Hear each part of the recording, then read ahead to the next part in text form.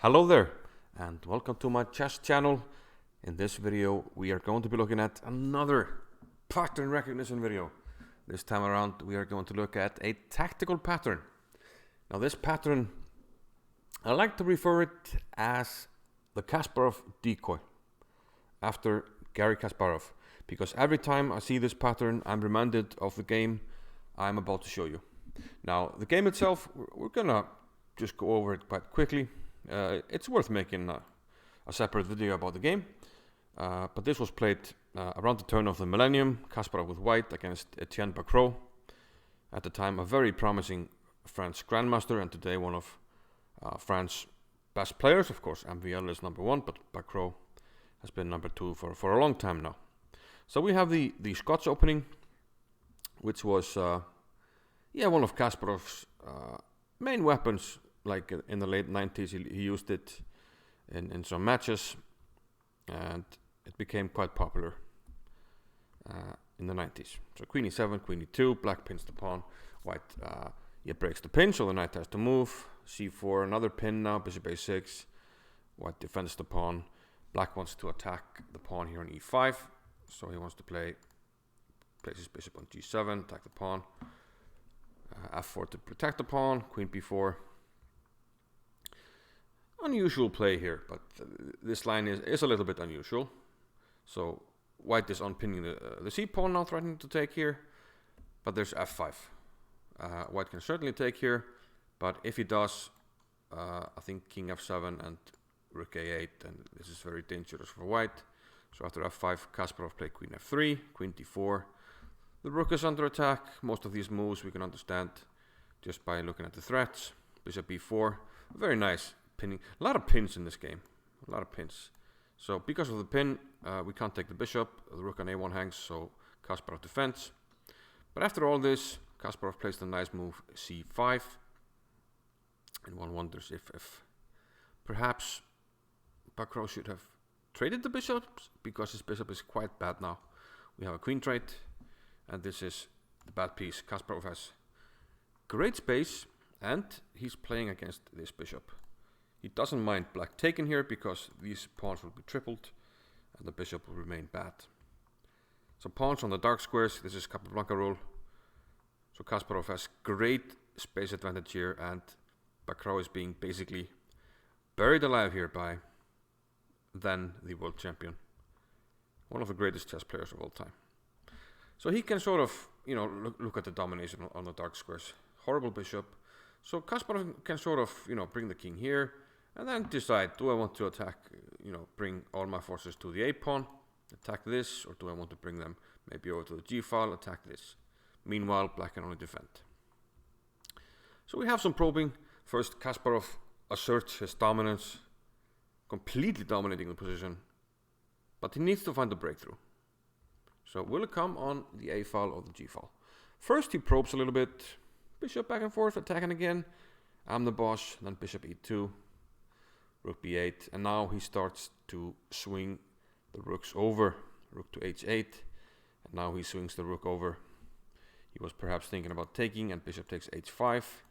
So that's why black played rook h8, and now rook a to g8, hoping to defend everything. But that was not to be. Kasparov played bishop takes h5, and Etienne Bacrot resigned.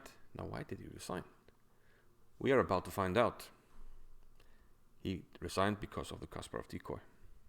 So let's see some examples. I've had this pattern crop up many times, most often in what we call puzzle rush, where we train tactics on chess.com. Here are some of those examples. White to move. How does white finish a job? We need a decoy. The king is defending the rook. If we can lure it away, we win. And that's what this pattern is all about. g6 check. We have to protect the rook, but g7.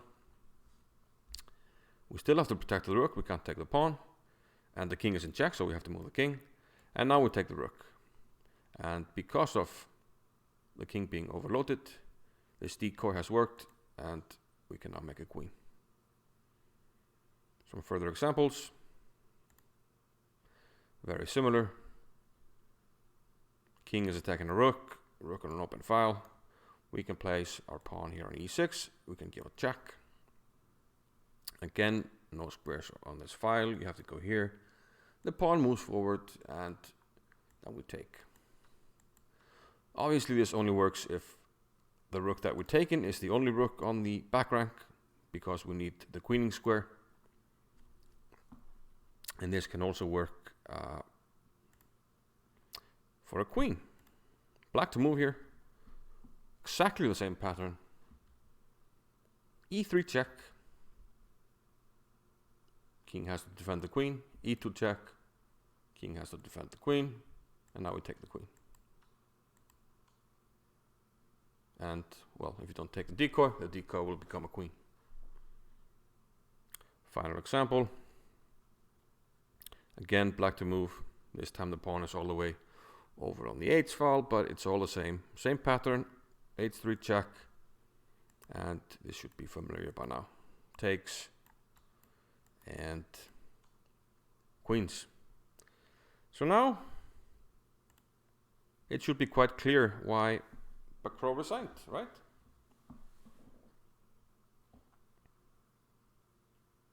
If he takes the pawn, takes the bishop with the pawn, we will play rook takes g8. Let's first look at rook takes h5. It's very similar. Then we take the rook, and we play what? We play e6. King f8 only move, e7, etc. And we've seen this.